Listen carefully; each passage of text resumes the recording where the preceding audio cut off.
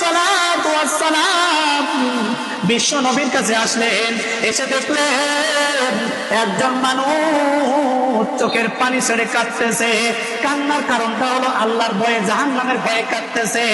দুনিয়ার কোন টাকা পয়সার কারণে কাঁদছে না, মানুষটা গরিব এই জন্য কাঁদছে না, মানুষটা কালো এই জন্য কাঁদছে না, মানুষটার অন্তরে একটাই ফিকির, একটাই চিন্তা, মালিক গো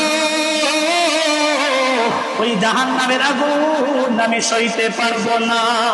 আয় আল্লাহ, তুমি যদি আমার উপরে অসন্তুষ্ট হয়ে যাও, ওই জাহান্নাম ছাড়া আমার কোনো উপায় হবে না, আর আমার পক্ষে জাহান্নামের আগুন সহ্য করা কোনোভাবে সম্ভব না।